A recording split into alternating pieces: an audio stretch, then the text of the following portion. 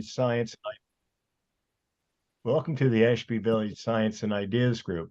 My name is Joe Evinger, and I coordinate this group's events with the help of our co-host and tech expert, Hillary Naylor. All of our members here have varied educational work backgrounds, but we all share a common interest in science and new ideas. We currently have over 60 members in our group and another 100 or so on our guest list. We meet on the second Thursday of every month from 3 o'clock until about 4:30. We have a different guest speaker each month who talks on a topic related to science and ideas. We rely on our science group members and all Ashby Village members, invitees, presenters, and others for ideas about new speakers and ways to connect with them. For the next month and beyond, here are some of the speakers and their presentation topics. In December, Irene Kuhn, who is a virologist and cancer cell biologist, will return to give us a new talk on progress in the field of cancer research therapies and vaccines. In January, one of our own members, Joan Straumanis, a philosopher among her many laurels, will talk to us about abortion, but from a philosophical perspective, and why science is not necessarily helpful in this case. In February, David Sloan, a protein biochemist, will speak to us about manufacturing proteins as drugs. He is focused on developing biological therapies for unmet medical needs. In January, another member and founder of this group, Roger Newman, will do a talk titled Language and History. We're always looking for new speakers. If any of you know someone, please recommend to me along with their contact information. I'm particularly looking for someone to speak to us next year about artificial intelligence. We invite all Ashby Village members to join our group, others interested in Ashby Village, and our presentations. All are welcome here. A quick commercial: Ashby Village is a 501c3 tax-exempt nonprofit organization. I'll ask Hillary to place a link to the Ashby Village website in the chat. A note to our guests: please consider a donation or even joining our organization. Check us out on the website. Special thanks this time to Irene Kuhn, former and future presenter to our group, for recommending today's speaker, and to Sarah Evinger for her help in preparation for today. Sarah will now present our speaker. Our presenter today is Dr. Richard Schwarz. Dr. Schwarz holds a bachelor's degree from the University of California, Berkeley in biophysical chemistry. His PhD was from Harvard in biochemistry and molecular biology, where his tendon research began. He did his postdoc with Mina Bassell at the Lawrence Berkeley National Lab and followed that with a year in London at the Imperial Cancer Research Fund as a visiting scientist. Following that, he spent 3 years at the Jackson Laboratory in Bar Harbor, Maine, as an associate scientist. Dr. Schwarz then returned to Lawrence Berkeley as a research scientist. His own company, SNZR LLC, was started in 2019 and has one issued patent. Dr. Schwarz is married with 3 adult children and lives in Oakland. Take it away, Dr. Schwarz. All right. So, go to my share. All right. I start with my title here, Understanding Tendon Cells, and that you need curiosity and perseverance. I should say that when I started this project as a graduate student, I probably knew as much about tendon cells as the audience does now. I just was, I worked, my advisor was interested in collagen, and I picked tendon cells to work on.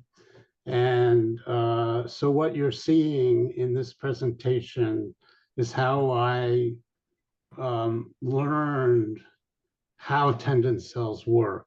And it took a lot of curiosity and perseverance, and that's what you'll see. So I had made a little sort of an abstract. Whoops. So the slide is not moving. Why is that? Because I'm not in my...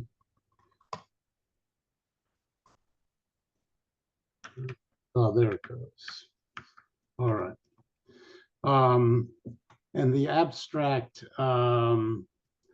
was two things that when you're approaching a problem like this, there's sort of the classic scientific method: observe, postulate a hypothesis, and then prove an hypothesis. But there's a lot of practical wisdom underneath all of that. And I thought I would give you some examples that would have been really useful if I had known them as I started off on this journey. The first one is science is a wonderful thing if one does not have to earn one's living at it. And it's a quote from Einstein. And I think he knew well that you can have really good results, but that's not always sufficient to be able to get a grant or to get employment in science. And so as you travel down that road, there's going to be some bumps in it, and you have to be aware of that. And then the second quote is here: if I have ever made any valuable discoveries, it's been owing more to patient attention than to any other talent. And that was Isaac Newton. And it's sort of amazing because he made so many valuable discoveries, but it was a lot had to do with, he looked at the world and he looked at nature, and he spent the time to try to understand what was going on there, not just looking at it. And that's what you really need. And then it leads to this next quote, which is a little more biological. She taught me to really get to know my bacteria. She had this belief that you had to have feeling for the organism. I knew what she meant. You need to get deep down with these bugs, get to know what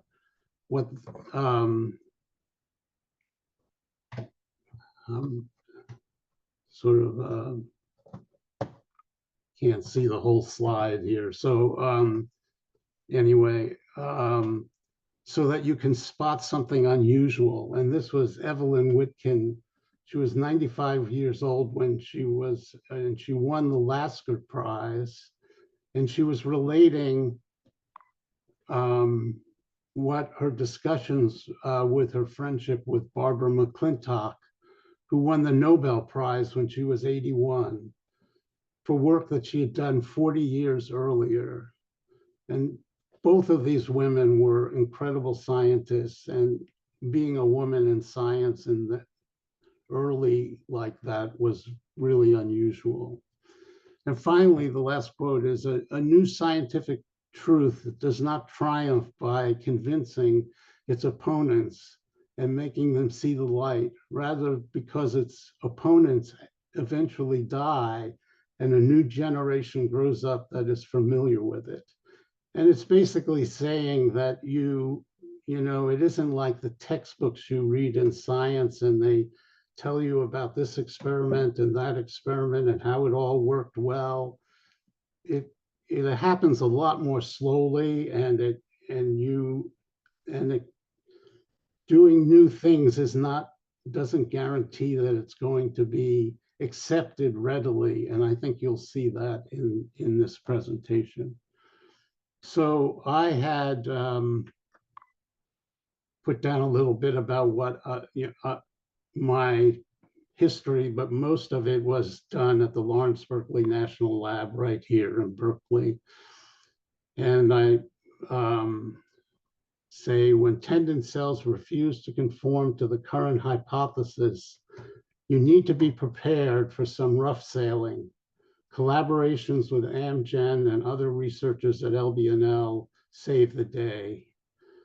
And now I'm a founder and CEO of a very small company, Sensor LLC.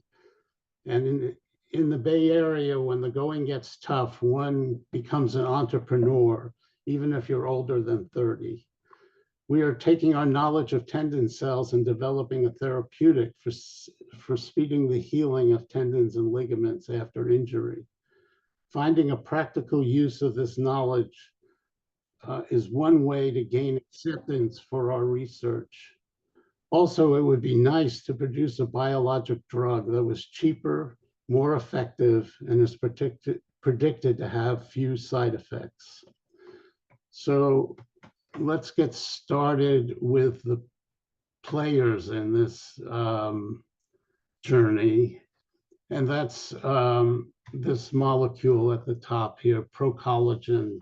Collagen is about 30% of your body is collagen, and it starts off as a procollagen molecule, and it's used to make tendons, which are really a collagen rope.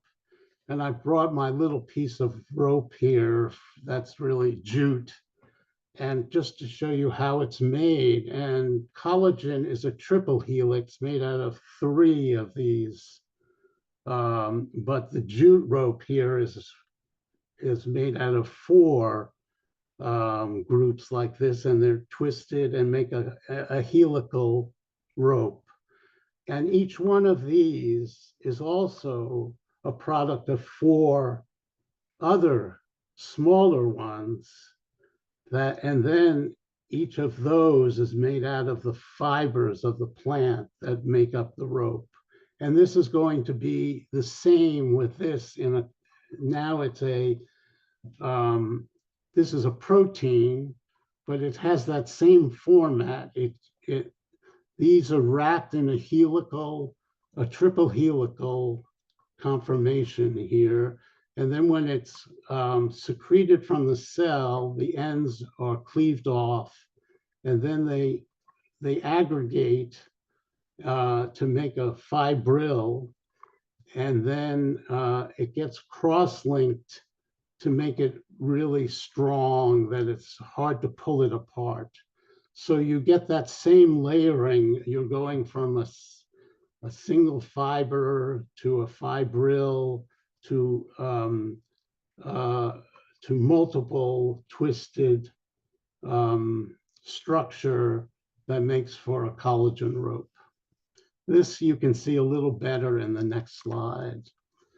So this is the 3 chains here, and they're all made up of amino acids, as all proteins are. And there are 20 possible amino acids, but since this is such a tightly wound triple helix, it prefers the smallest amino acid that there is, which is glycine. And it turns out that every 3rd amino acid in this chain is a glycine. And every 5th amino acid is a proline. And half the prolines are hydroxylated. They get an extra OH group put on them. And that's important because it stabilizes this triple helical structure. And then they aggregate. So there's collagen molecule. Each one of these dots here is a collagen molecule, and that becomes a fibril. And then the fibrils aggregate, and they become a collagen fiber. And then these fibers get twisted into a rope-like structure. So we really have a collagen rope. So now we should put this in more medical context and look at how these work in the body. So this is a picture of your bones in your hand, and these are collagen ropes here that are connecting each bone in your finger. Every joint is lashed together with collagen ropes like this. And so this is the palm of your hand, and this is the wrist. I mean, if you look at the wrist, it's so intricate. It's so amazing because you have so much motion in your hand. And but it's all lashed together so that it doesn't come apart. And you have different bone structures. So in this one over on the left, you see this. This is what's called a ball and socket joint, and it allows more movement in different directions. But your fingers at the end, if you can see that, if they only move up and down, there's no lateral motion because they're too, the way the bones are shaped, they don't allow that other motion. And so you are basically lashed together by ligaments to attach to bones. And bones are actually collagen as well, but they have also a calcium phosphate, hydroxyapatite, we call it, that gives it a stiffness that binds to the collagen molecules in the bone and gives it that stiffness that is great for compressive strength, while tendons are for tension. So on top of this, if this wasn't complicated enough, you have bones, you have muscles and tendons, and that's on the next slide. So here you can see that on this hand, you now have these tendons that are running to these muscles.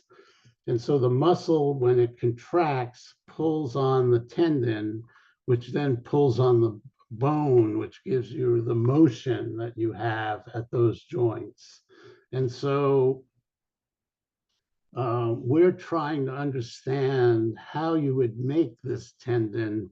How does it know that it should go from this muscle to this bone? How does it make such an even rope like this? How do you even structure that? And also, there are tendons at the end of the muscle that are bound to more stationary bones. And that, so that when the muscle pulls, it is going to pull on the ones that are flexible at this end and not at this end. So it's really a complicated thing that's going on here. And now we would really like to know how this all works. How did a tendon form? How does it do its job? And some of that you can learn just by looking at things like this slide, and some of it you can actually look at the things around you and gather information that really is important. And I wish I had done more of that. As a science person, you were more focused on the current fad, I would say, of molecular biology. You were thought that everything could be learned through the DNA and RNA and so you didn't look more broadly. But I want to take you on a little trip to look more. And one of the people doing this was Newton. And, you know, this is this cartoon of him picking up the apple that fell from the tree. And he's wondering why this apple, you know, why does it fall down and not fall up? What is it? There's no strings attached to it. What is driving this? And that's the kind of observation that he would look at and try to figure out why this thing was happening that way. Well, the same thing can be done with tendons too. If you're looking at things, you can learn a lot just by looking. And I show the next slide here, and you can just look at this and say, isn't this cute? This is wonderful baby elephant and a mother elephant. But if you think about it a little bit more, you see that both the baby and the mother can walk, and yet they have hugely different lengths in their legs. And So in the baby here, it's critical that their tendons be just the right size. If they were too big, they would be slack and there would be no way to control your muscles very well. They'd be jerky. And so they have to be just the right size here, and they have to be just the right size in the mother as well. And so you can just imagine here that as the baby elephant grows, these tendons have to grow as well. And they have to be at every stage the right length. And they also, while growing, they still have to transmit the force of the muscle to the bone so that you can walk. So it's a very complicated process that's going on here that you can see from just this picture. And similarly, in the next slide, you can see that there can be really big differences in people. And the tendons have to be right for each one. Now, the person over here, Schumacher, was a jockey, and he's 4'8" tall.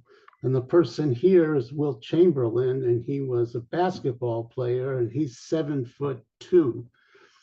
And you can see even without shoes, he is much bigger than Schumacher is. And yet the tendons have to be perfect for Schumacher, and they have to be perfect for Wilt Chamberlain. How does that occur? And how do they make these?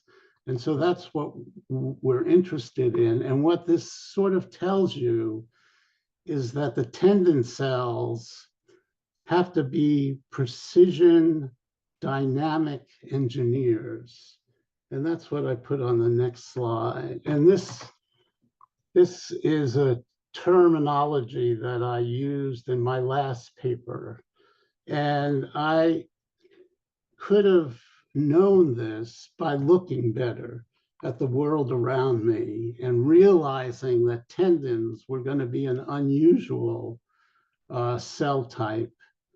And that would have helped me when I found unusual characteristics to these cells, that I would have predicted it from this idea.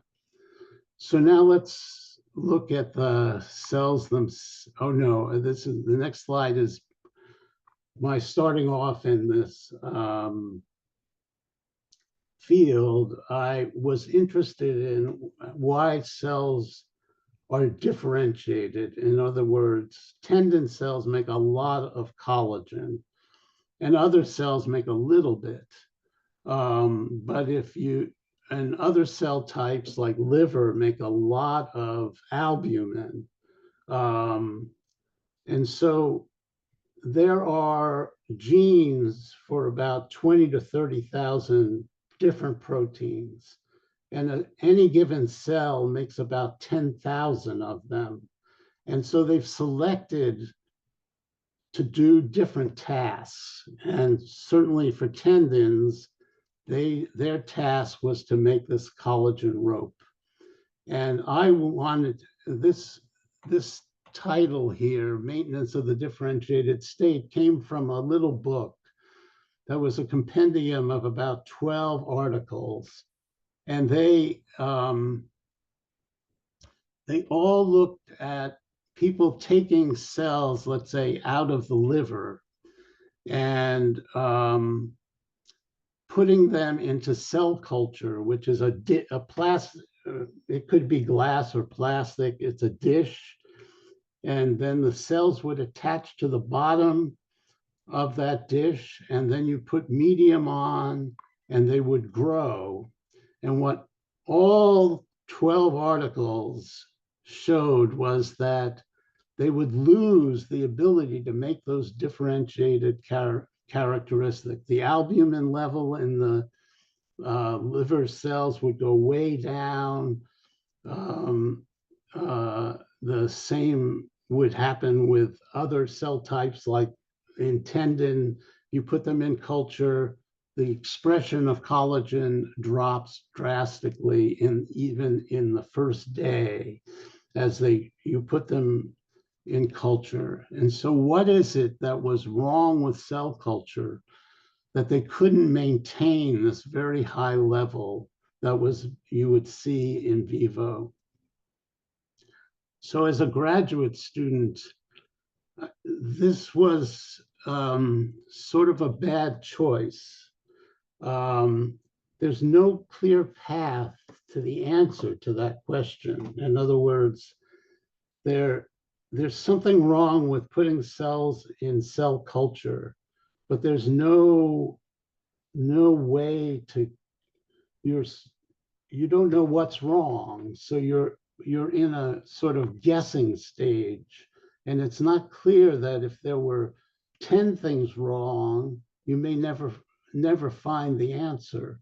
And so for a thesis project, it was really interesting, but it didn't mean that I could know that I could actually get somewhere and finish, because it was a project that was just too broad, but somewhat typical of graduate students wanting to do something important.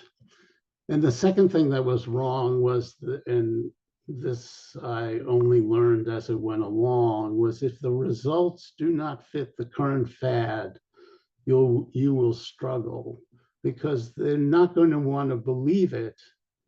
And you are sort of put in the position of trying to convince them of something new. And I made some good choices, luckily. One that I developed a quick collagen assay. At that time, the assays for collagen took weeks to do, and you could spend a large time if you wanted to do 5 collagen assays. That could be a 2 or 3 week amount of time. And I developed an assay using an enzyme that chewed up the collagen, and it was much quicker, and I could do 20 assays a day. And so that allowed me to look at a lot of different things that might influence the cells, and whether that would be what was good and bad about cell culture. And the other good thing I did was I used embryonic tendon cells. And these tendon cells made 60% of their total protein as procollagen. And when you start with something that's making it really a lot of procollagen, it's easy to see the drop. And so it's also easy to see if you've made any difference to improving the situation. So I had good things and not such a good thing. And so, so now I'll introduce the cells. And that's here. This is a slice, a very thin slice through an embryonic tendon from a 16-day embryo. And you can see here these, and they've been stained with a dye. So these dark red are the cells, and they're all over the place. And there's also this weavy matrix here outside of the cell, and that's the collagen. And so in the early tendons in the embryo, the matrix is rather a loose matrix, and the number of cells is really high. And so you can use that same enzyme I use in the assay, but a cruder form, and you can chew up the matrix, and then that releases the cells, and then you can put those cells into culture, as I described, and then you can follow them over the week and see how much collagen they made.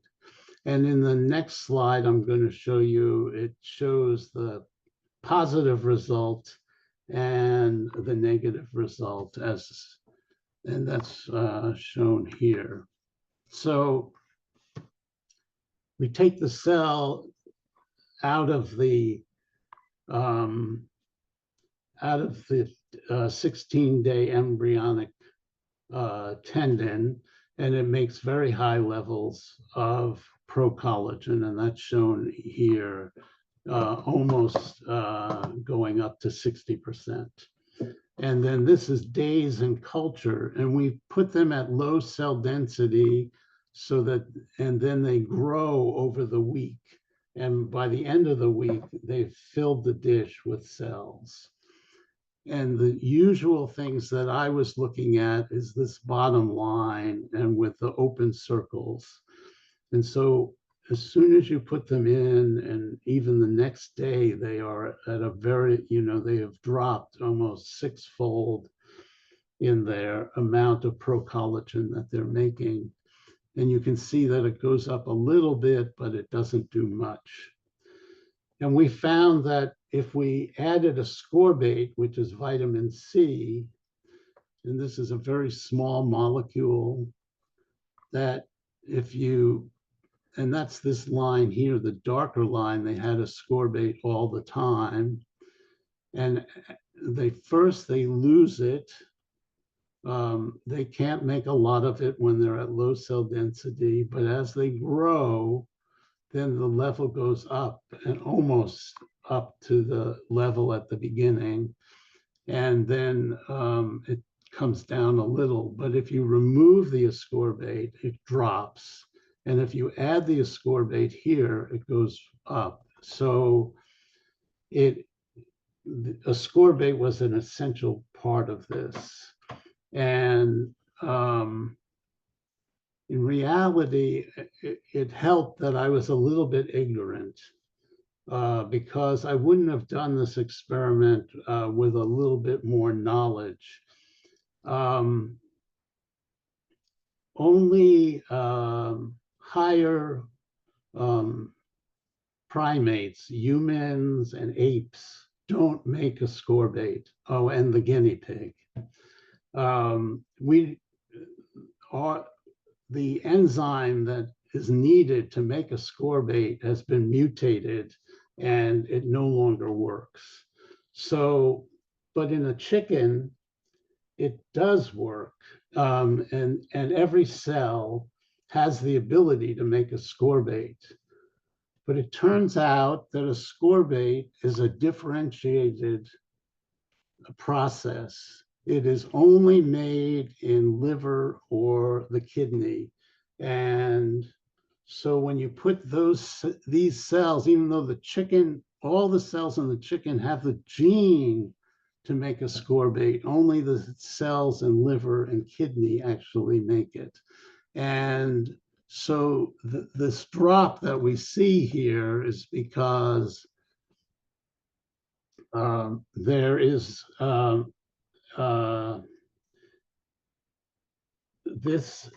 there's two parts. This is, and it comes up here, is because we've added ascorbate, and that has helped something to make collagen. And but there is something that also is more dominant than that, and that is low cell density. Something isn't there, and ascorbate can't help it until the cells grow to higher density, and that is causing something else to be made that then allows this collagen process to go on. And that something is more controlling than the ascorbate. So we now know what that is. And in the pathway of making collagen, I talked in an earlier slide that there was an enzyme that hydroxylated the prolines. And that enzyme turns out to be cell density regulated.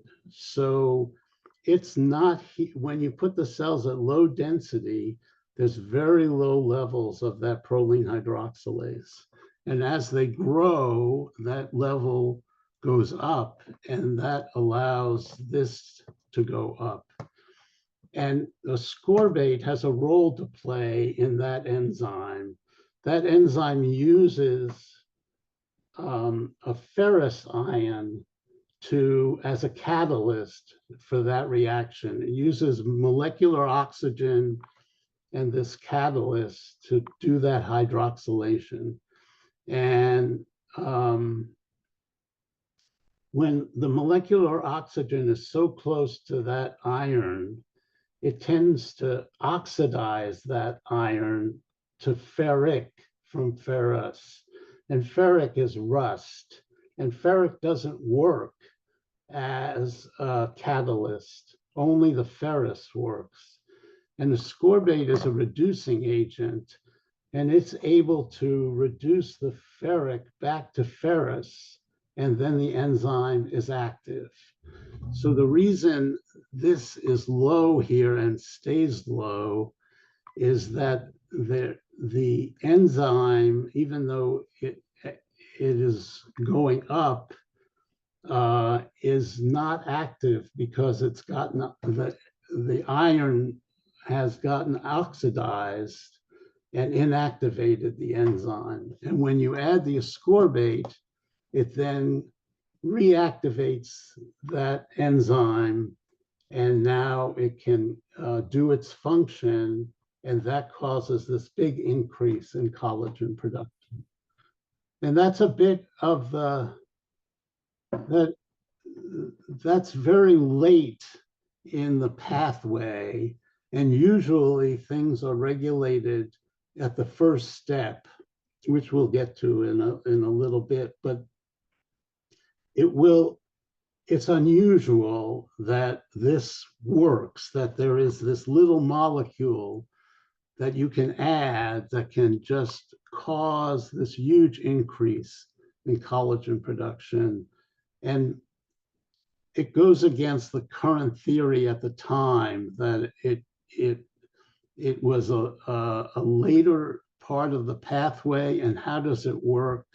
And so this caused a lot of, I don't know if you call it confusion, but it was, the data was great, but it went against what people thought how it should work. And that caused me a lot of problems. So I'm just going to focus a little bit now just on this one part here. If I add ascorbate, how does this go up? And since now we can do this, we can look at it in more detail. And so that's shown on this slide. So this is doing that same experiment, but now we're doing it with lots of points. And you can see the curve that's there. And it's slow to begin with, and it goes up more quickly here, and then it tails off as the amount of prolyl hydroxylase becomes the limiting factor. So this is taking 48 hours to induce. And as we know, the tendon has to be precise. And if you're taking 48 hours to induce it, it's going to be hard for that to be a precise mechanism. So it is, we didn't really, it took us quite a while to understand the significance of this, and that's sort of what I'm going to try to explain to you now. And so we need to know a little bit more molecular biology, and I'm going to try to do that in one slide. You all know that DNA is very important, and you've now heard a lot about RNA from RNA vaccines. But this is really the basic concept that is now how you actually make a protein. Is you have the gene in the DNA, and the DNA then is made into RNA, which needs to be is an amplification step.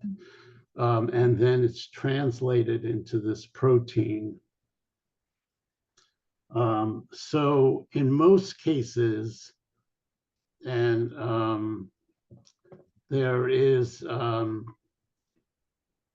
we have 10,000 proteins in the cell. So the average protein is being made here at 0.01%. And so that kind of protein can be made very quickly. This RNA polymerase can come to the gene and translate or to transcribe a lot of RNA for that little bit of that needs to be made, so that this can all be very quick. And then the translation, because you're not making very much, can be quick. So you can see a regulation of this gene, if you stimulate it, it can all occur within a few minutes. But when you have you're dealing with procollagen and it's making 60%, that's 6,000 times more. And that now becomes, this first step becomes sort of slow in that process, because then you need to make a huge amount of this RNA. And it takes, if it took 5 minutes to make enough for a 0.01% protein, it's going to take days to make enough RNA to make 60%. So, usually you would regulate a protein at the first step, which is here. And so you would control when this RNA polymerase could be used to make the RNA. And, but if you're taking 3 days to make enough RNA to make procollagen, that's just too long. You need to precision regulate this pathway, and a 3-day induction here is not going to do the job. So what happens in procollagen is you're regulated you make a lot of RNA and you keep it, and then you regulate the pathway at a later event. And so you can have the ability to make a lot of procollagen, but it all depends on steps that are later in translation, and even a later step in secretion to really make this thing work. So making a lot of a protein means that tendon cells had to come up with a whole different scheme. And that's okay, but it goes against what was the basic view that you could control everything at that first step in the regulation. And what you saw in the previous slide with the scorbate was that it was acting at a later event, because that's how this process really works in the case of procollagen. So I just want to show you that this, the RNA does take a lot of time to be induced. And this is because this is really just measuring how much specific procollagen mRNA is being made in the cell. We use a probe that's radioactive, and this is how much it binds to the RNA inside the cell. And so you can see that this is also done on day 5. There's a 12-hour lag here, and then it goes up linearly with time. And it takes, actually, to be fully induced, it takes almost 72 hours, so 3 days. So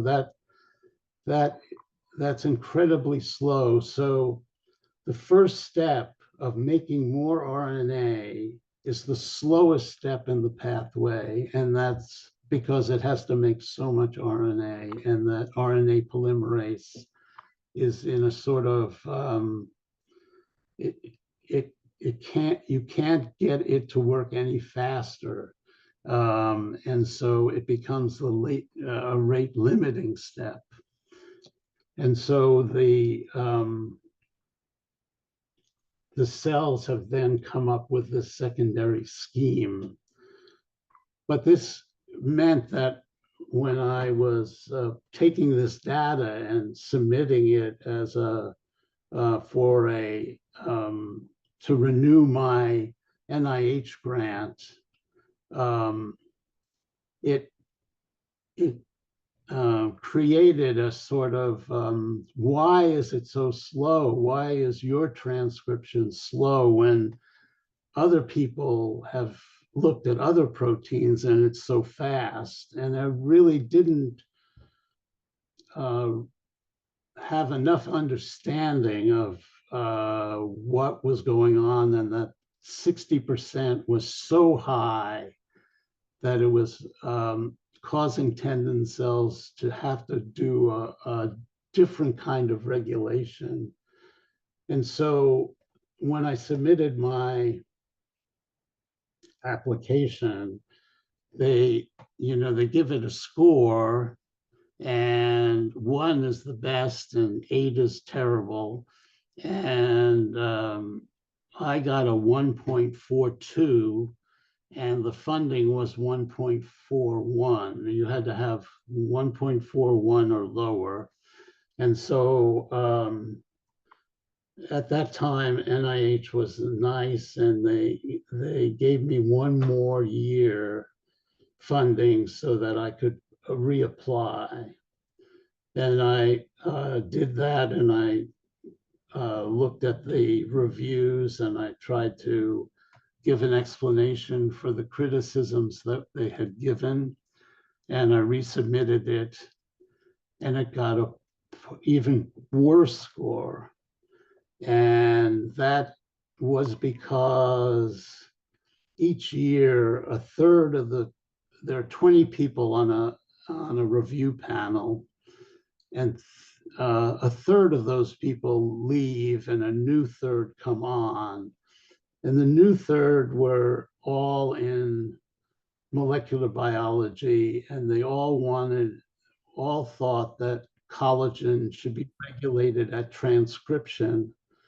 And I was saying, no, I think it's more at a later stage. And you really can't use a grant application to convince people of new things. And so what I found was I had reached a stop sign. And I reapplied 1 more time, and it got even worse reviews. And I realized that I could not, there was no path forward if I was going to put an application in that was going to deal with the collagen pathway and how it was regulated. So I thought, well, what can I do? How can I deal with this? And I thought, well, the thing I could do was to look at how cells could determine cell density. How did they signal each other? And that seemed to be the most important part of triggering collagen production. So that was an interesting problem for me. But I didn't realize at the time I was just sort of going from being in the frying pan and jumping into the fire. But sometimes you just have to push forward, and that's what I did. So I got some nice results for trying to figure out how cells signal cell density, and I'm going to show you those now. So I instead of seeding my cells over the whole dish, I put a little cylindrical glass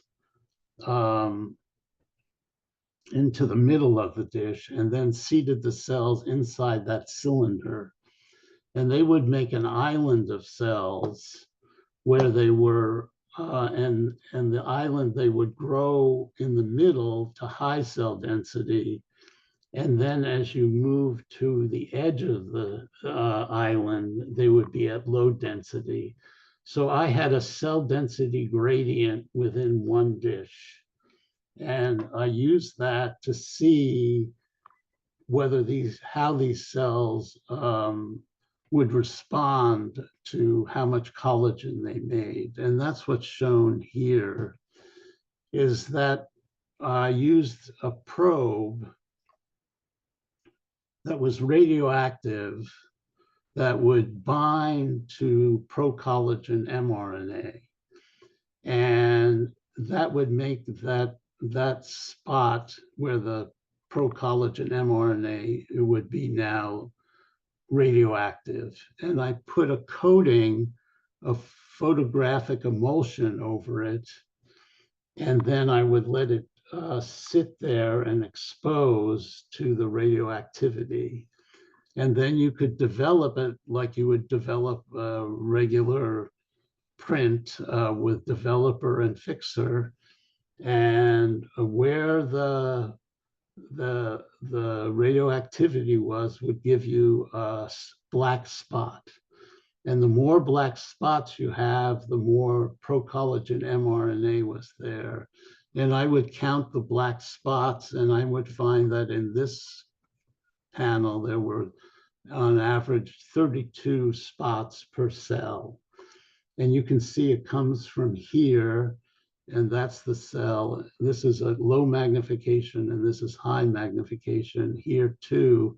So I take one from the middle here, and that comes down to here.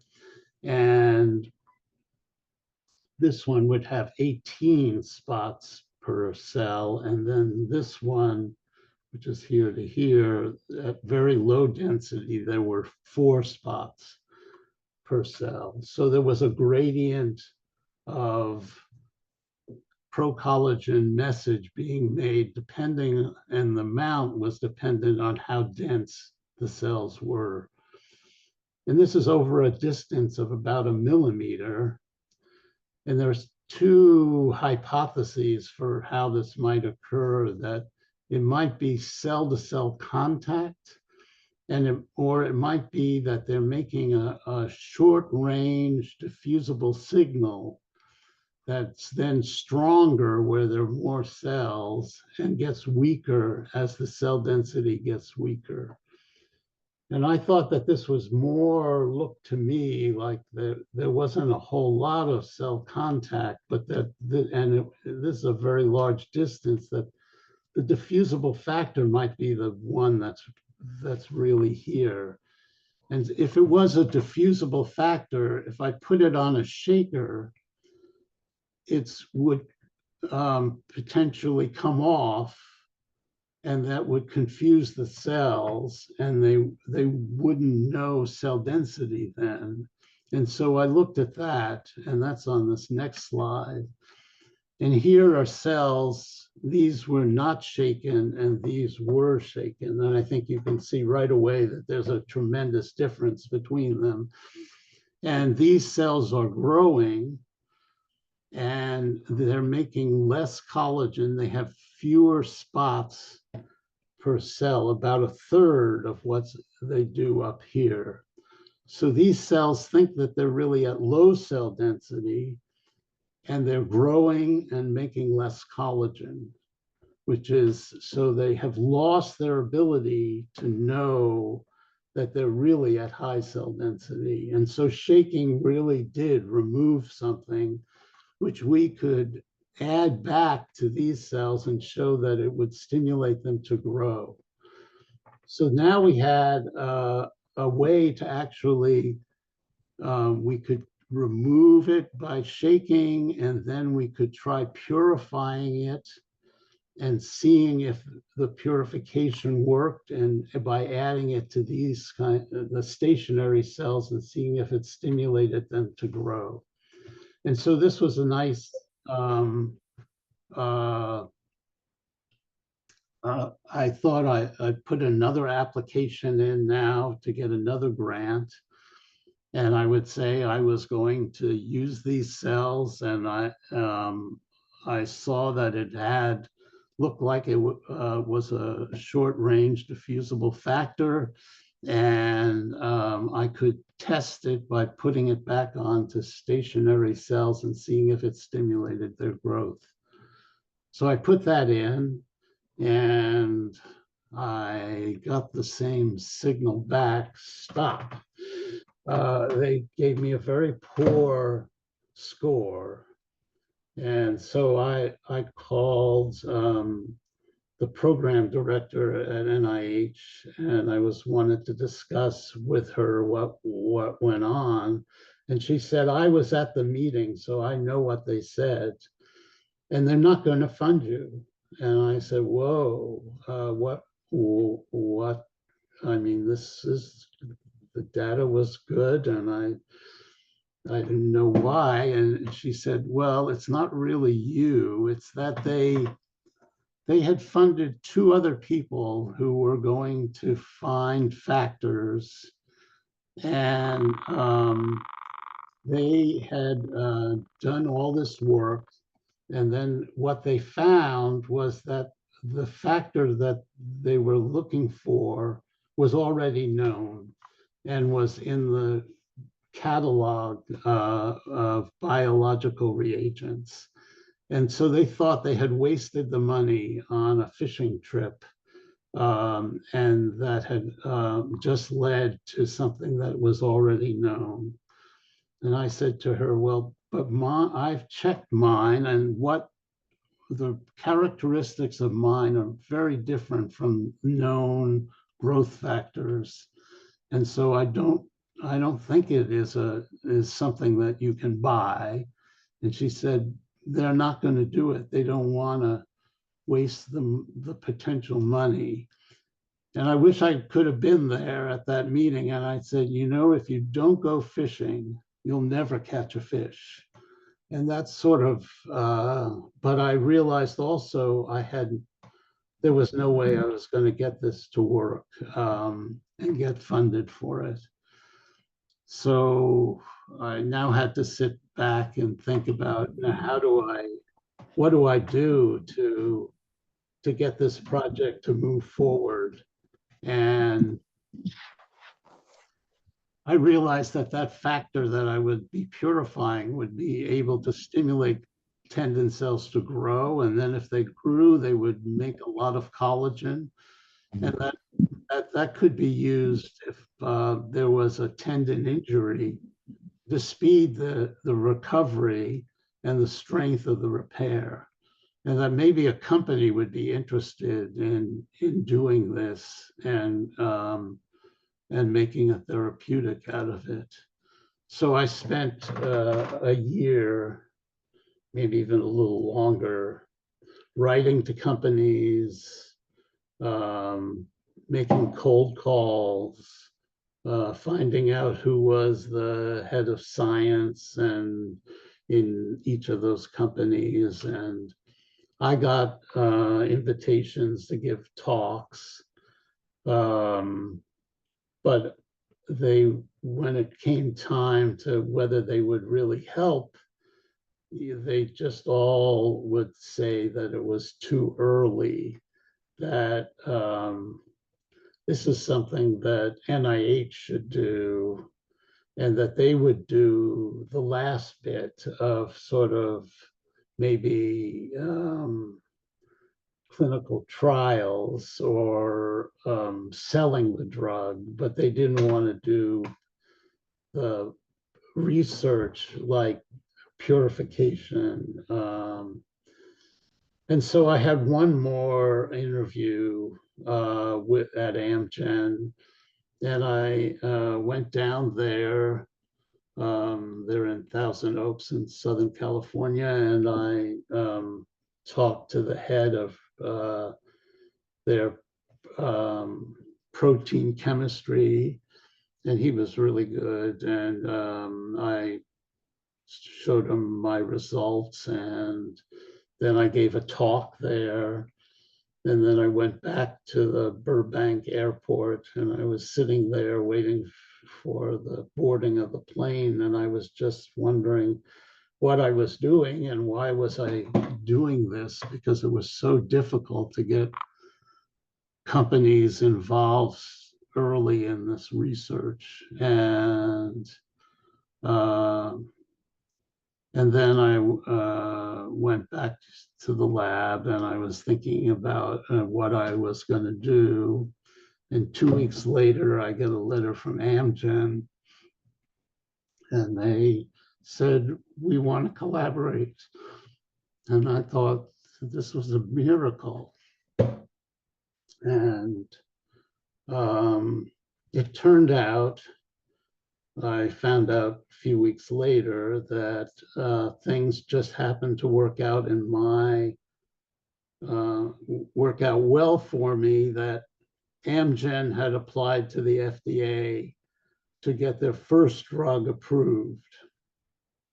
And that week that I was there, at the end of the week, they had found that the FDA had approved their drug. And they were going to make billions of dollars on that drug. And so they were very happy company.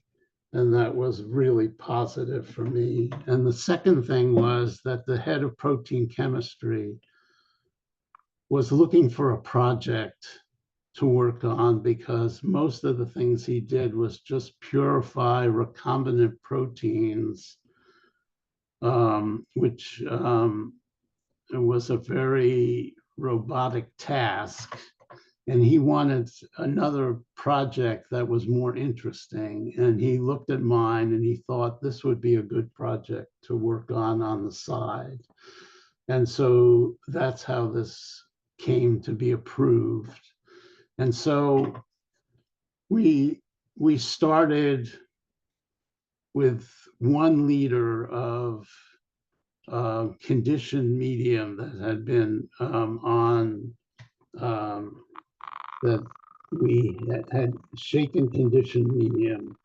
And I would send that down to Amgen, and then he would put it over a column which might separate things based on the size of proteins or the charge that proteins have, or whether they were hydrophobic or hydrophilic. And he would send back fractions from that purification, and I would tell him which fractions had activity.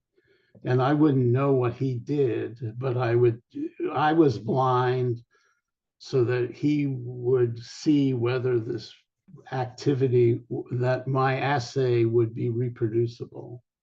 And it turned out to be a very reproducible assay and a very stable factor, but it wasn't there in very much quantity.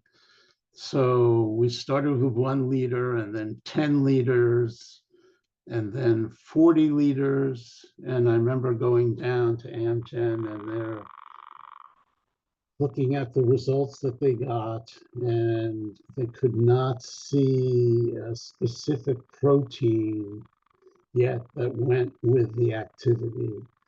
And they said, well, we're going to have to run another column. And every time we add a column, you have to have 10 times the amount of conditioned medium because you lose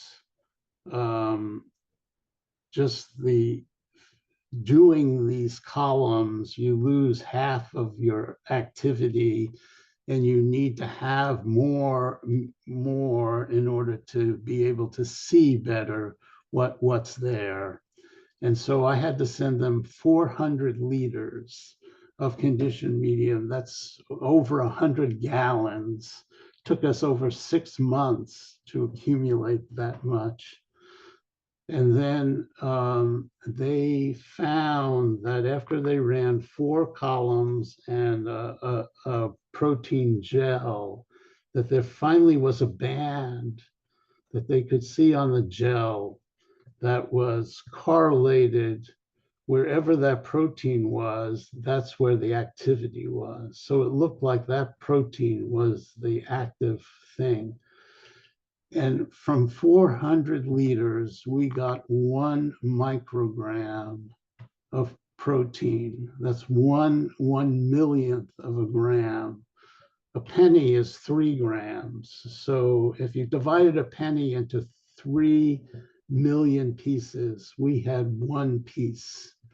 But that was sufficient with the technology to be able to sequence the end of this protein and find what sequence there was. And I will get back to you with those results. But at the time I was doing this, I was doing another project as well related to it. And I want to discuss that now. And then I will come back to our results with purification. So the thing I had done was to write up a word model for how this happened. So the diffusible factor we called an activator, and it stimulated growth, and it also stimulated this inhibitor, which made an inhibitor complex. And we found that we needed these 2 factors to really explain cell density regulation. And I just don't have the time to explain how we got that. But this one turned out to inhibit growth, and then it would stimulate procollagen synthesis. And unlike this loosely bound factor, this was tightly bound to the cell layer, and I alone was inactive. So only if it made a complex would it give these results. So this told me how things were working with cell density regulation, and what stimulated cells to grow and what stimulated procollagen synthesis. And I thought if I knew all of this, I would know something about how tendons were formed. But all it did was I would end up, scratching my head and trying to think about it. And I could not see how it was telling me how tendons were formed. And then one day the answer came, and it came in the mail. And it was, I had renewed my subscription to Scientific American, and they sent me this collection of how things happen. And it's this first article, How the Leopard Gets Its Spots, that that got me to see how I could understand how tendons were formed. And they were looking at what caused the spots on a leopard. And they were using a paper that was done by Alan Turing.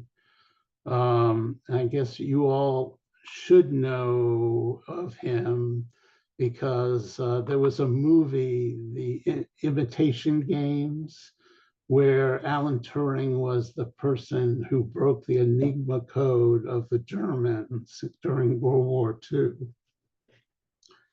And he's also known for being like the father of computers because he developed the idea of the algorithm to use computer technology to be able to solve problems. But he was a very curious scientist, and he also got into, at the later stage of his short life, into ideas about biology and morphogenesis, which is how do tissues form. And he wrote a paper saying how these 2-factor models could generate something that would be useful for understanding morphogenesis. And these authors used it to look for how do you get spots on a leopard. And so they were using this leopard, and it has these wonderful spots all over the place. And they could use their model to model these spots. And what they found was that in a very constricted area, like the tail, you wouldn't get spots anymore, you would get stripes. And so this, and they showed this, and that's in the next slide. And you see, this is their model here. And you can see that and then this is the leopard, and you can see that as you get down to the bottom, instead of being spots, you're getting stripes. And this has also been true here, which is in the jaguar and in the cheetah. It also goes from spots to stripes. So their model could predict this, and I was wondering why I couldn't take my word model and figure out how tendons were formed. And that was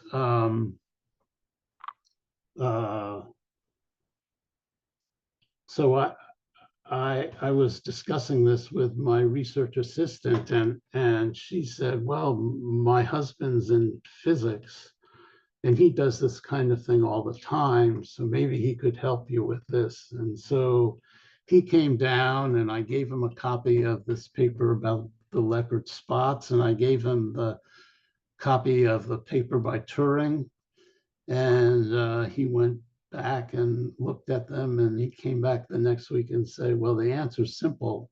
And I said, really?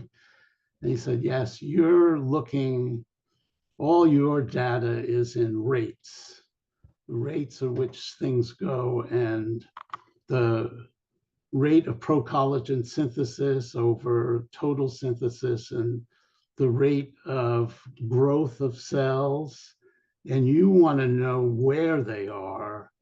And you can take a rate equation and you can integrate it using calculus, and you can get to that place where you're seeing where things are, but you have to do that.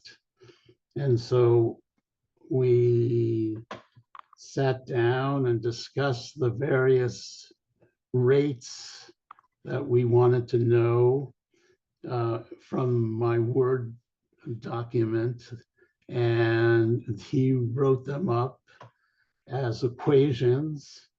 And then during lunch one day, he wrote the Fortran program that allowed the computer to solve those rate equations. And I will show you those because they look pretty dramatic to me. I'm sure they make it look really crazy to you, but they are, the words up here are probably a little easier, but not. We're looking at change in cell density, and they're caused by cell division, migration, and cell death. And you can look at all of those, but what the computer does is it makes small changes in time and recalculates the data. And that makes a little change in time and recalculates the data. If you think about it in terms of your SAT questions that you took when you were younger, and there was a car and it was going 30 miles an hour and it went for 1 hour, where was the car? And you would say, oh, well, and if you knew that the road was going north, you could say, well, it was 30 miles north. But if you integrate that, I mean, basically saying, well, what? And the computer does it by saying, well, where is it after 1 minute? And where is it after 2 minutes? And where is it after 3 minutes? And by the time you get to 60 minutes, you get to the end of the 30 miles, but you've now tracked it. And so you see where it is at all the time. And that's what we're doing here. And this is the result we got. So this picture you've seen before, and this is the embryonic tendon. And this is the adolescent tendon where the collagen matrix now is very dense and the cells are on the outside of the fibrils. So you can compare it now to the model, and the red one over here is where is collagen laid down, and the blue is where are the cells. And you can see that what it says for the embryonic tendon is it's light red here, so it's a loose collagen, but it's dark blue, so it should be chock full of cells, and that's just what we see in this frozen section. And if we look down here as the adolescent tissue, you see that the collagen is very dark red, and that's what we're seeing here, a very dense collagen. But it says here that the cells should be on the outside of the fibril, and that's what we're seeing. But now what we didn't know was that this is forming what we call a growth plate. And what we would think is that the cells are growing at this edge and dying at the back. And where they're at high cell density, they're laying down this collagen. So they're like a paving machine moving along, laying down collagen and moving forward. And in this, we're only looking at one quadrant here, and it's all symmetrical. So this would also be down, it would rotate around this axis and also around this axis. So it's actually making a collagen rope. But what we looked at is this predicts that we would expect that the muscle cells would be right here, muscle fibers, and so we would expect to see this large number of tendon cells at the border between the muscle and the tendon, and that was what's predicted.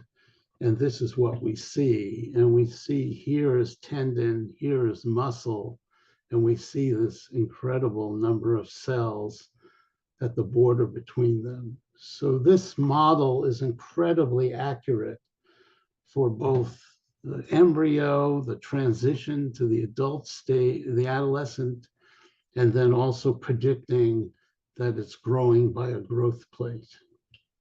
So that's great, but most people have your reaction that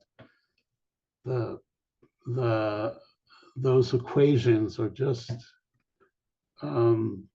most biologists don't react well to equations. And if this was a physics problem, this would be accepted much more easily.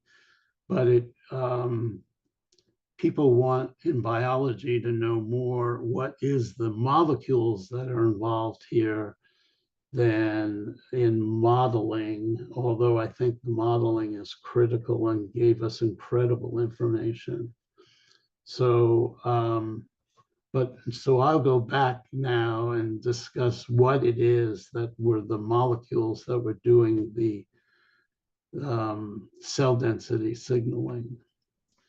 So from that 400 liters, we got that 1 microgram, and the sequencer gave us this 14, each letter here stands for a different amino acid. And the sequencer is much more accurate at the beginning. It isn't it's a chemical reaction, and it's like 95%. It can release 95% of this first amino acid.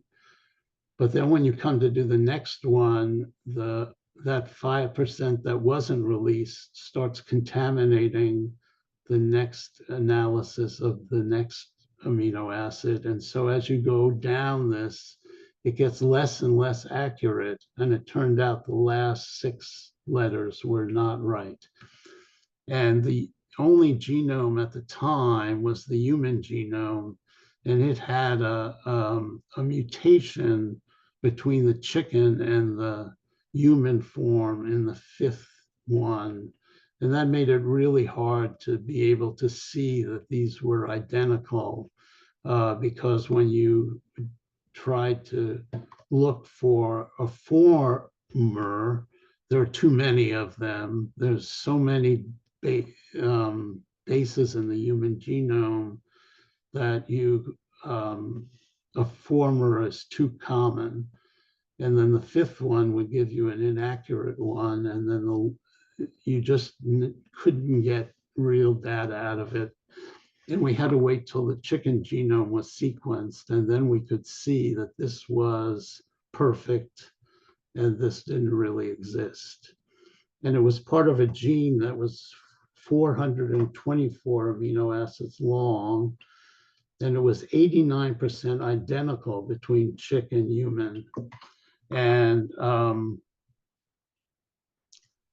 that would code for 94 amino acid protein, but it would only have a molecular weight of 10.8 kD. And what we saw on an SDS gel was a 16 kD. So there was something missing here. And that took us quite a while to learn what that is. And I don't have any time to tell you about it, except for the answer, which was here, was that there was a lipid attached. It was bound to the protein. So the activator really was a small protein bound to a unique lipid. And the lipid had this type of structure, but there was only one way to tell this, and that was by using mass spec, which was sort of weighs the molecule. And then it turned out that we thought that this was the structure, but it had these very high energy bonds. When we asked Avante polar lipids to synthesize this, they thought this would yield a very unstable molecule. So they proposed one that would have the same weight and the same characteristics, but instead of having this acid form here, it had an alcohol at the end.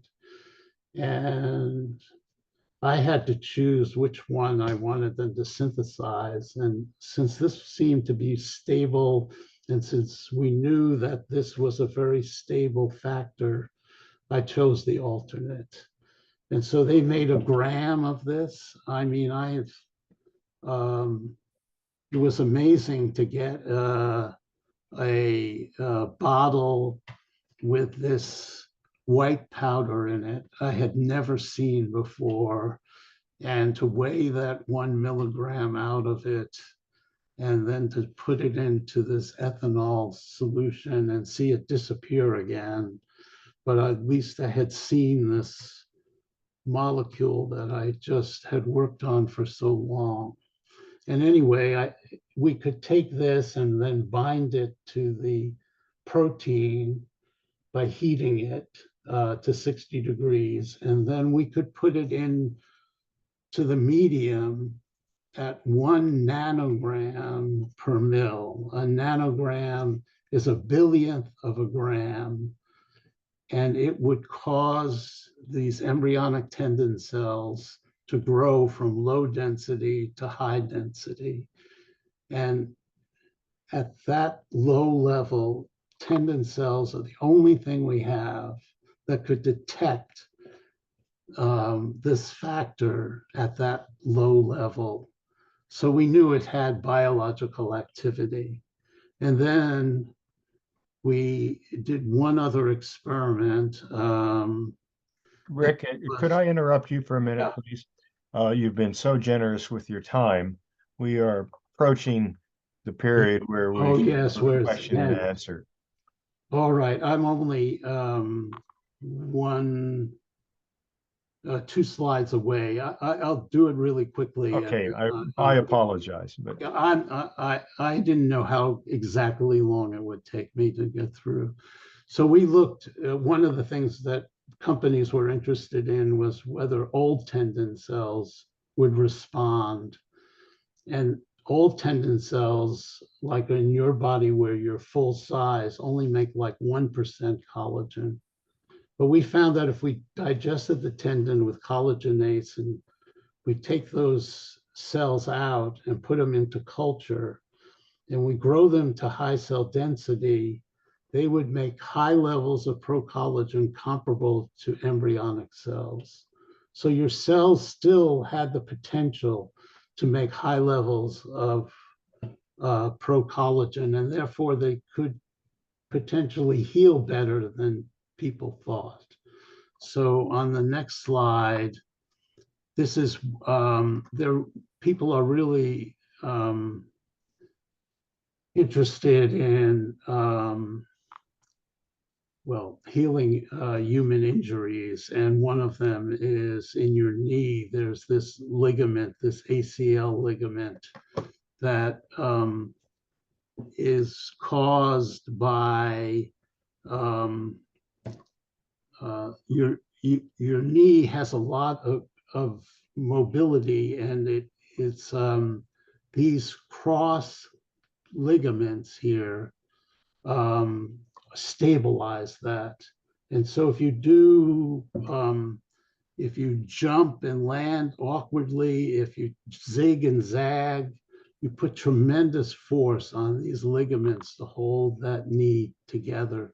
And so this one breaks, and they can't really repair it because there's so much tension on that ligament that it would pull it apart. The sutures won't work, and it won't heal fast enough to be able to get it to repair. So they get out a power drill a hole in this bone and a hole in this bone, and thread a tendon from a cadaver through it to repair this. And we're hoping that our factor will make the difference and be able to repair this by doing what they call a primary repair, actually repair the ligament. And that's what we're aiming to do. So I'd like to end this by telling you this one quote, which is, I worked in his lab, Ignacio Tenugu's lab, when I was an undergraduate. And he was retiring, and they asked him a bunch of questions about his life. And this one question: based on your experience, what do you think makes for a good researcher? And I'll say right away that it's not intelligence. I've known many intelligent people who are not good researchers. The most important thing is perseverance. I used to tell myself that I'm not the smartest, but I'll keep working on the project. It will take me a long time, but I'm doing it, and they are not. You should do everything it takes to solve the problem. You don't say, this is biophysics and I'm a microbiologist and I can't do it. In summary, it's dedication, perseverance, and interest. That's what makes a successful researcher. I hope I've told you about the problems of doing research. I hope you learned something about tendons and ligaments, and I'm open to questions if you have them. Okay, thank you, Rick. Before I open for questions, perseverance really does describe what you do and how you've done it. This is just an amazing story you've told us of what it takes. And this is such important work. You read every day famous athletes, not to mention just regular people that would benefit ultimately from this. So, Hillary, do you want to handle the questions or do you want me to do it?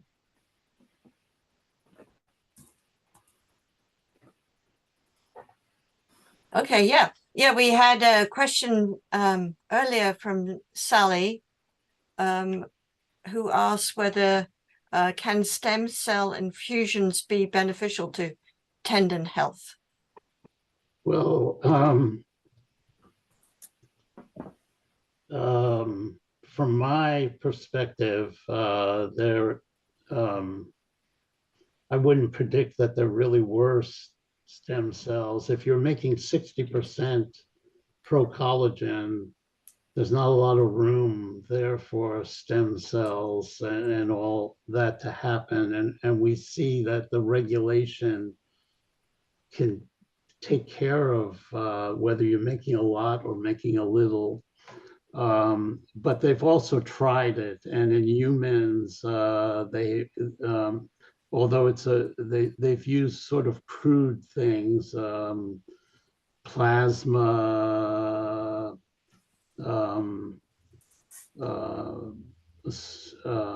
concentrations, and that they thought might have stem cell activity, and it hasn't shown much success. So I would say that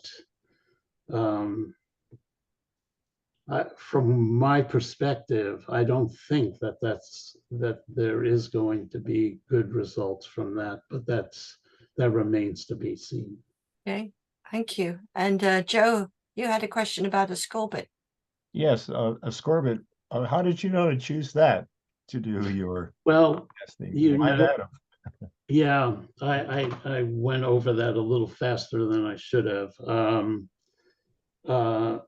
Scurvy is known to be a collagen disease, and if your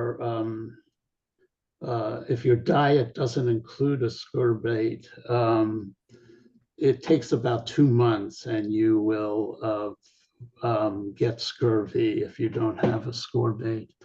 And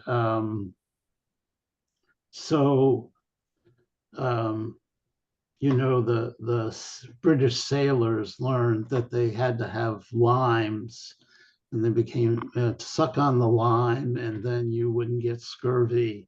And so then they became limeys as a nickname for. So it was known that this was that vitamin C was related to collagen. How it actually worked, what it was doing, was not known. Yeah, it was, and then it was seen to work with this prolyl hydroxylase, but nobody, they only related that to the structure of collagen, that it was triple helical if there were a lot of the prolines got hydroxylated, but they didn't realize that it also affected the production of collagen. Thank you. Thank you. Sarah? Yes, thank you so much, Dr. Schwarz. You have a very contagious sense of awe that I feel like I learned a lot, even though this is not my area. And I also, is it a question of the chicken or the egg as far as where you get your embryonic tendons? Where in the process do you get this material? So we have a little incubator that we put fertilized eggs in, and we incubate them for 16 days. And then we use those embryos as a source of material. And we follow the directions that were in the paper that I was following. And it said, pull on the toes and you can get the tendons. And that was one of the positive things about using these embryonic tendons. I wasn't dissection was not my positive thing, and but I could pull on a toe and pull out the tendons. Okay, thank you. Thank you. And why chickens? Well, it was just an easy source of these. It's used a fair amount in development. because the eggs are easy. You know, you don't have to, you just incubate it for some time, and then you can look at that stage in development. And so chicken, they just picked it because it was an easy thing to get. You buy fertilized eggs, put them in an incubator, and then you can, it's pretty cheap source of material. Thank you. Marilyn asked, why are there no scientific advances to help people with genetic collagen disorders? You know, there's a lot done with it, and it actually is a really, there's a lot known, but the repair of that. So what has been found is that those collagen diseases are all in the structural part of the molecule. Usually that it would be in the regulation, but it turns out that the regulation is a lot due to the structure. So this, like the prolyl hydroxylase and ascorbate, it's making it into a triple helical structure. If you have a mutation now there, it doesn't allow it to form that structure. So you can have deletions and small mutations that disrupt the structure of the collagen molecule, and then that gives the disease. And so what's good about human disease is that at each human, they look, you know, you go to the doctor and they look at each person and what is wrong. And they've plotted like 800 mutations in the collagen molecule that end up giving diseases. Some mutations are lethal. Some give a weakening in the collagen structure. So the next time you see somebody who can do unusual yoga positions, a lot of them have a collagen disease that makes their rope looser and more flexible, but then can also cause breaks. So but now you have a molecule that you need to, you know, they're doing gene therapy now of replacing mutations with the correct coding, so that it codes now for the proper collagen. So there's a possibility in the future that you could improve people who have collagen mutations and correct it. But that's a little ways in the future, I would say. Some hope. Anyway, Audrey had a question. Thank you so much for your talk. It was very interesting and revealing. I'm curious about the knee, and I think I understand that the space between the two bones is the two big bones is filled with collagen and hyaluronic acid or something like that. Is that correct? Well, you have you have there is the ends of the bone have cartilage on it. A bone first starts as cartilage, and so it retains that, and so the two bones don't actually contact each other directly. They have this collagen, this cartilage layer, and then there's synovial fluid that goes around that hole, and that's what you're discussing. That so you have a sort of liquid in there in the joint as well. And then in something like the knee, there's more. There are bursa that are sort of like little pillows that help cushion the bones. So it's quite a complicated.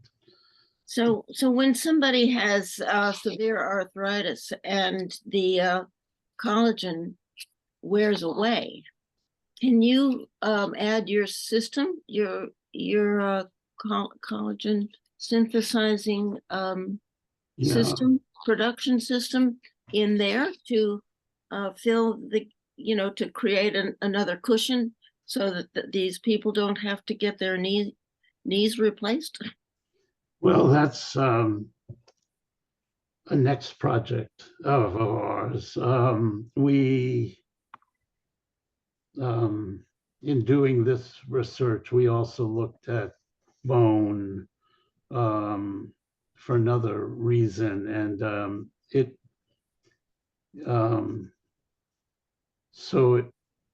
the same sort of thing can happen there. We could right now there's all these things you hear, meniscus tears in that cartilage, and but there's the potential to regrow that, and I think that's there as well. But you can only sort of handle so much at a time. But I do think that if we can show that tendons can sort of regenerate, I think there'll be a real interest in knowing whether we can do the same thing with bone and cartilage, and that would be a real. So it's on the list, but I don't know when we'll quite get there. It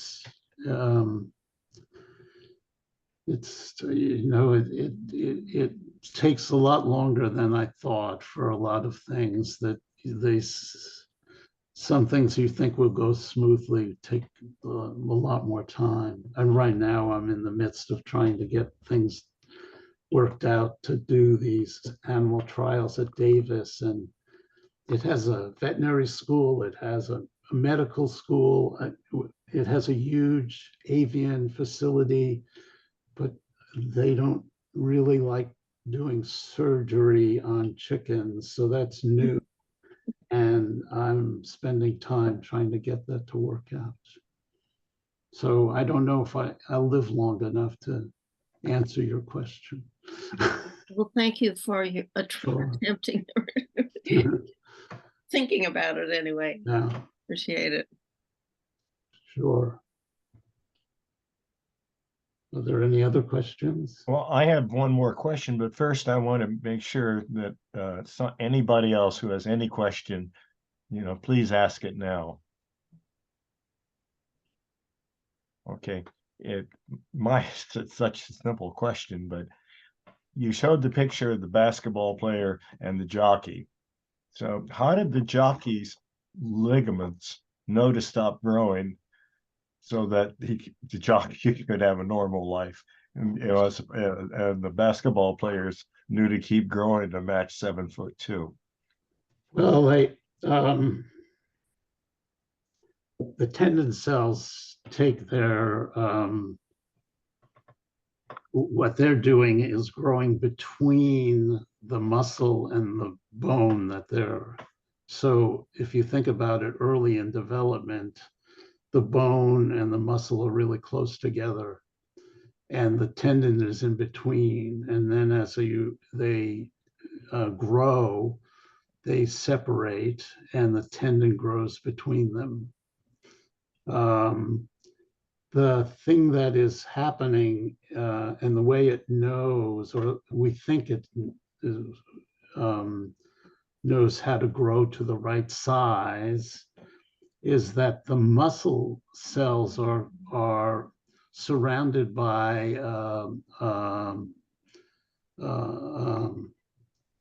a matrix, and the cells that make that matrix are producing a cell density signal. It has the same protein, but the lipid is different.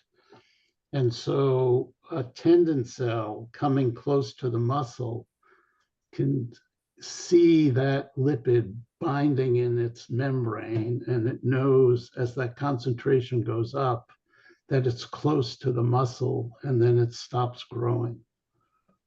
So that's how it knows to grow to the right size, because it's signal. Not only does it know how many tendon cells are around it, it knows how many muscle cells are nearby. And so the tendon cells would stimulate it, the muscle cells will tell it not to grow. That's how it knows to be the right size. And there's a lot with growth factor hormones that affect bones. And so I think that's what leads to what height you're going to grow and what size there is. And tendon cells just fill in the gap between the muscle and the bone. And so it's like, your height is sort of determined by how much of these growth hormones there are affecting the bone. Yeah. I see. One last chance. In that case, I again, Rick, want to thank you very much for your time. Very thorough presentation. Thanks. Thank you very much for handling both the plebeian questions like I ask and the more technical ones like Audrey asked. We do appreciate it, and bravo. Thank you. Thank you very much. Yeah.